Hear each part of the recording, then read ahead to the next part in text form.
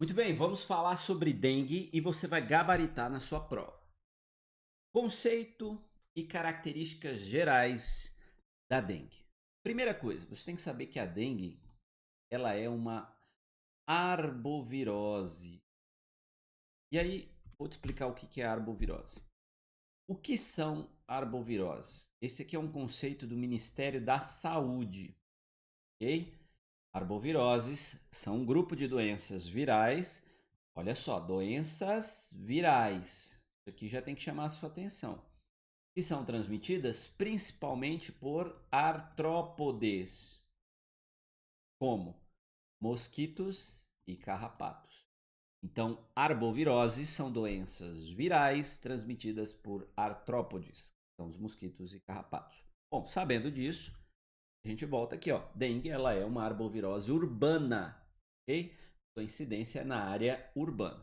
E aí nós temos o vírus. Por que vírus? Porque é uma arbovirose. A arbovirose diz respeito a doenças transmitidas por vírus, beleza? E o seu vetor é o mosquito. Perfeito? Ok.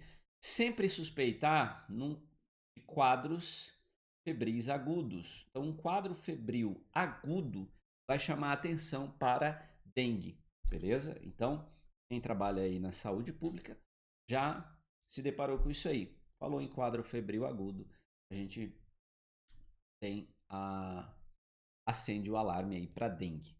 E em prova não é diferente. Quando nós estamos diante de uma prova, o que eu já pude observar? Falou em quadro febril agudo, nós estamos falando de dengue. Acomete mais países tropicais e subtropicais, beleza? Vetores da dengue. Olha só, vetores. No Brasil, e aí aqui eu quero que você tome muito cuidado, tá? Nós vamos dividir. Quem é que pode transmitir a dengue? São dois tipos de mosquito. O Aedes aegypti e um outro mosquitinho chamado Aedes albopictus. Esses dois podem transmitir. Mas quem transmite no Brasil? Somente o Aedes aegypti. No Brasil é só o comprovado cientificamente o Aedes aegypti. Beleza? Então grava isso no seu coração. Falou em dengue, você vai pensar no Aedes aegypti. Se a banca quiser fazer uma forçação de barra, você já está preparado, você vai destruir com a banca, porque você já sabe que o Aedes albopictus também transmite. Beleza? Também é capaz de transmitir a dengue. Só que no Brasil não foi comprovado cientificamente, somente o Aedes aegypti. Beleza? Aí aqui também, olha só, tem uma coisa muito legal. Quem é que transmite, né, de fato o vírus? Exclusivamente pela picada da fêmea infectada. Então, eu tô aqui, ó. Quem é que traz prejuízo? A fêmea infectada. Não é o macho, sim a fêmea. Beleza? Toma cuidado, para você não achar que é a fêmea ou o macho que faz a transmissão. Não, somente as fêmeas infectadas. Beleza? Bom, natureza da doença. Vamos falar da natureza da dengue. Primeiro, ela é febril aguda, ela é uma doença febril aguda. Seu início é súbito, né? De uma hora para outra, a pessoa apresenta uma febre alta e é de curta duração. Ela é sistêmica porque afeta vários órgãos do sistema do corpo. Então, por isso que ela é chamada de sistêmica. Ela é dinâmica porque a gente tem uma evolução clínica conhecida e a gente vai estudar mais à frente. Ok? Pode variar de assintomática até formas graves, com risco de óbito. Então veja, nós podemos ter uma dengue assintomática, como nós podemos ter uma dengue que evolui para o óbito. Você vai ver que o óbito é muito rápido. Geralmente, ela é autolimitada. O que significa ser autolimitada? É uma doença que não vai trazer muitos danos ao corpo humano, beleza? A pessoa vai contrair, vai ter ali aquela fase febre, passou a febre, melhorou, não trouxe grandes consequências, beleza? Com uma evolução benigna na maioria dos casos, na maioria, não em todos, né? Manifestações clínicas. Bom, aqui sim a gente tem que ficar atento. O que nós temos que saber sobre as manifestações clínicas da dengue? Primeiro, que ela pode ser assintomática, nós já vimos, mas ela pode ter sintomas e esses sintomas podem ser leve ou pode ser grave. Vamos lá, sintomas comuns de dengue, clássico, febre, né? Febre maior que 38 graus. Cefaleia, que é a dor de cabeça, astenia, que é a fraqueza, mialgia, que é dor nos músculos, beleza? A artralgia, que é dor nas articulações, e a dor retroorbitária. Então a gente pode ter também essa dor retroorbitária, que é aquela dor atrás dos olhos. Náuseas, vômitos, diarreia, anorexia e o exatema. O exatema que são essas erupções cutâneas, são aquelas manchinhas vermelhas. Geralmente, maculopapular. Maculopapular, o que significa isso? Quando uma pessoa, não sei se você já viu alguma pessoa com alergia, o pessoal aqui na região fala, tá pipocado. Aquele empolamento que dá ali é esse maculopapular. Além de ficar vermelho, ele salta na pele, né? A pele fica rugosa, ok? É isso aí. Ah, tá. Olha só. Outra coisa aqui, ó. Não posso deixar batido. Com ou sem prurido. O que é o prurido? É a coceira. Pode ou não coçar. Beleza? As 3 fases da doença. Bom, antes de entrarmos nas 3 fases da doença, eu quero fazer uma revisão rápida com você do que a gente viu até agora. O que a gente falou aqui? Que dengue é uma arbovirose. Ou seja, está dentro do grupo daquelas doenças virais transmitidas pelos artrópodes, que podem ser mosquito ou carrapato. No caso da dengue é um mosquito. E quem é o mosquito famoso? Aedes aegypti. No Brasil é esse. Já está vacinado, se a banca quiser forçar, você sabe que o Aedes albopictus também transmite. E quem transmite é a fêmea, ok? É a fêmea. Por que eu estou batendo nisso? Porque vai ter situações que não é a fêmea, mas aqui, no caso da dengue, é a fêmea infectada, beleza? Tá. E já te expliquei o conceito de arbovirose dito aí pelo Ministério da Saúde, que são doenças transmitidas pelos artrópodes, mosquito e carrapato. No caso da dengue, Aedes aegypti, não esquece disso. Outra coisa, ó, o que tem que suspeitar do quadro febril agudo? Fechou? Tá. Natureza da doença. Doença febril aguda, de início súbito e de curta duração. Afeta vários órgãos, por isso que é sistêmica, ela é dinâmica porque a gente conhece a evolução dela e ela pode ser assintomática, como pode apresentar sintomas e evoluir para formas graves, beleza? Ela geralmente é autolimitada, ou seja, benigna, na maioria dos casos. Manifestações clínicas clássicas, né? Lembrando que a gente sabe que ela pode ser assintomática, mas temos as manifestações clínicas clássicas, que é febre, dor de cabeça, fraqueza, dor nos músculos, nas articulações, dores atrás dos olhos, náuseas, diarreia, anorexia, as manchinhas vermelhas, com ou sem coceira. Muito bem? Tá, vamos lá para as fases da doença. Nós temos a fase febril, beleza? Fase febril, fase crítica e fase de recuperação, que é a fase final. A fase febril, que é o início, ela dura de 2 a 7 dias, beleza? E causa dor de cabeça, os sintomas clássicos, ó, dor de cabeça, dor atrás dos olhos, fraqueza, dor no corpo, nas articulações, beleza? Baixando, quando a febre está baixando aí, tá? Ela está em declínio, aí nós vamos ter a fase, podemos entrar numa fase crítica ou numa fase de recuperação. Então, olha só, quando a febre está caindo, você estava lá com a febre alta, alta, alta. De repente ela começa a cair, aí é que mora o perigo. Ó. Por quê? Vamos lá. Deixa eu pegar uma borracha aqui para apagar isso aqui. Ó. Cadê? Tem até aqui, ó. Aqui, ó. Dica de ouro. Tá vendo? Olha só quanto que é o problema. O perigo não é quando a febre está alta, mas sim no momento que ela começa a baixar. É aí que a gente tem que ficar de olho. Beleza? Tem que ficar de olho. Tá, mas vamos lá. Vamos pegar aqui a nossa fase febril. Vamos entender ela melhor. Então, a fase febril, você já viu que é ali no início. Duração, qual que é a duração dela? Cadê a caneta? Sumiu a caneta. Achei. Agora deixa eu apagar. Na hora que ela é descalibrada, aí, duração de 2 a 7 dias. Beleza? 2 a 7 dias. Febre alta e súbita, mais de 38 graus. Dor de cabeça, dor muscular, dor nas articulações, náuseas, vômitos, diarreia e o exatema. Após essa fase, muitos pacientes evoluem para melhora. Então, voltando aqui no slide, ó, da febril, você pode ir lá para uma fase de recuperação, melhorar e ok. Só que da fase febril, você pode entrar numa fase crítica. E é quando a febre abaixa, né? E a gente tem que tomar cuidado. E aí tem os sinais de alerta. Então, essa febre baixou. Vamos ver se vai surgir sinais de alarme. Primeiro dele, dor abdominal intensa e contínua. Vômitos persistentes. Acúmulo de líquidos. Olha só. Então, dor abdominal intensa, vômito, acúmulo de líquido, a pessoa fica inchada, né? Hipotensão postural ou lipotimia, que é a sensação de desmaio, letargia e irritabilidade. Hepatomegalia, que é o aumento do fígado em mais de 2 centímetros. Informação importante, tudo que tem número é legal a gente saber. Sangramentos de mucosas, por exemplo, o nariz, e aumento progressivo do hematócrito. Aqui, ó, o que você pode ter risco aqui, ó, de acidentes, né? AVC, infarto, enfim.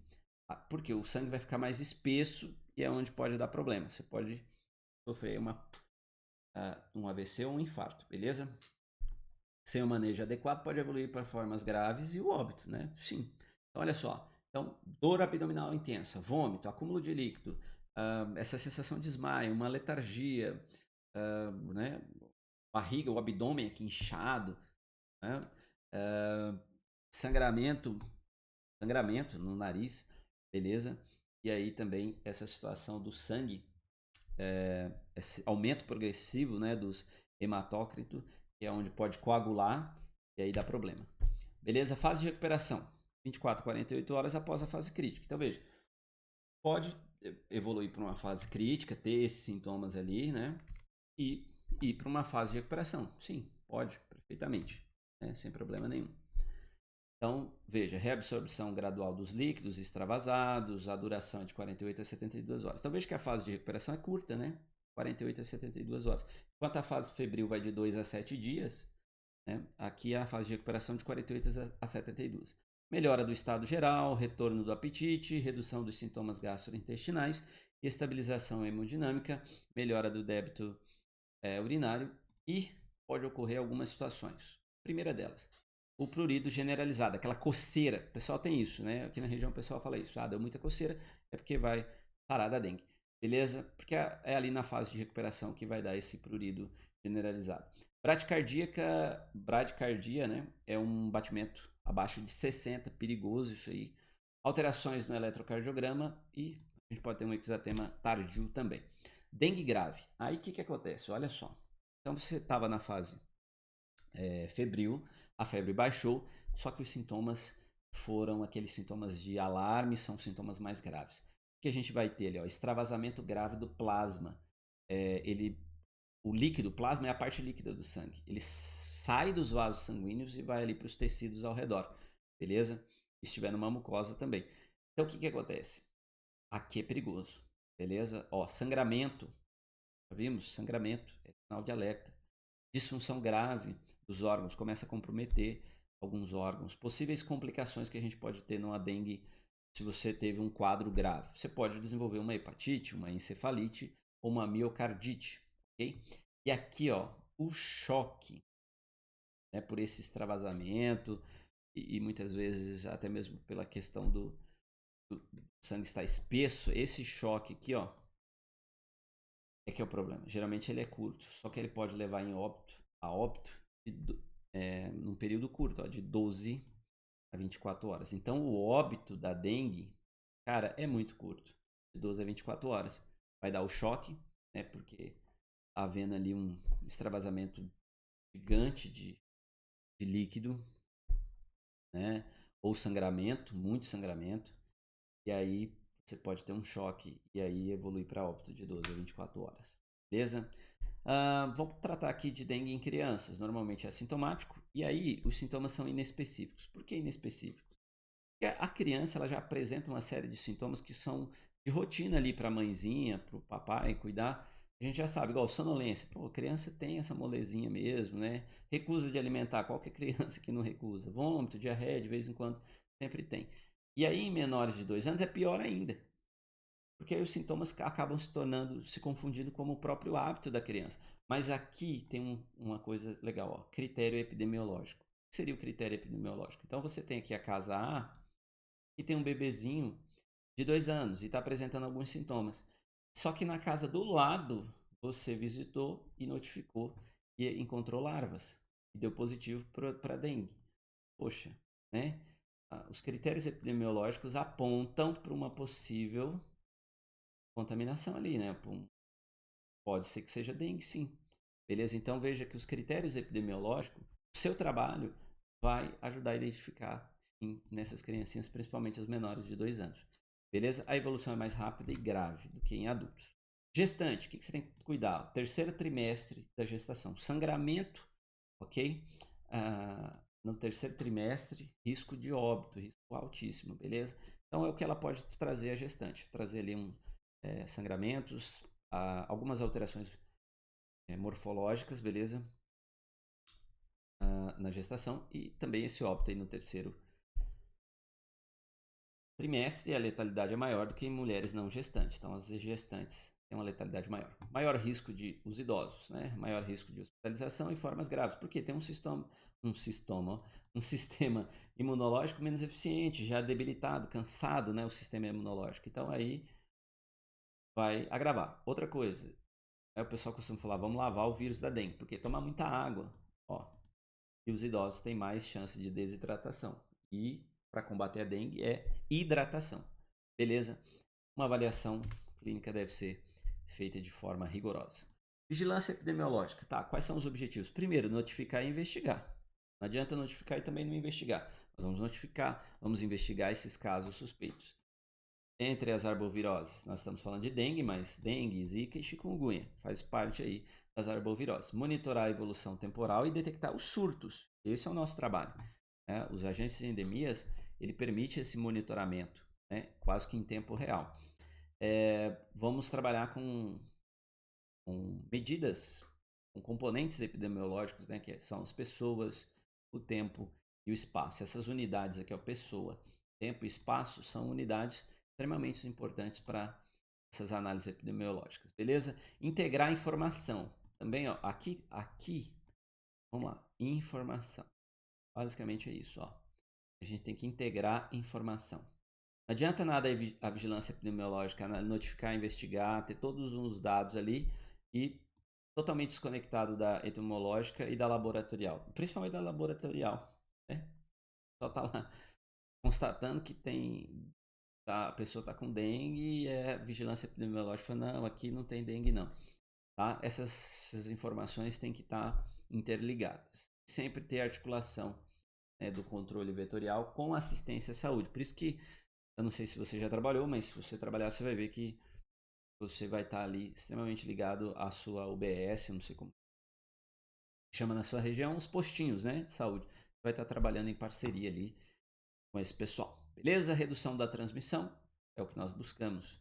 Erradicação. Não se fala mais em erradicação de dengue, né?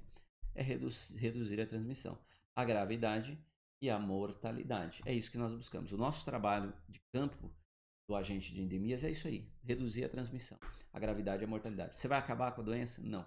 Vai erradicar? Não. Tá? Não é nem que eu estou falando assim, mas por que você está falando isso? É porque é a realidade. A realidade do país hoje é essa. Não há possibilidade de erradicação da dengue. O que nós, quanto profissionais, vamos fazer? Reduzir, né, a transmissão, a gravidade e a mortalidade. Vamos entender melhor para tratar esse paciente o mais rápido possível para que não agrave, beleza? E com isso reduzir os óbitos. Perfeito? Terminado o resumo de dengue. Esse resumo vai permitir você acertar muitas e muitas questões. Um abraço e até a próxima aula.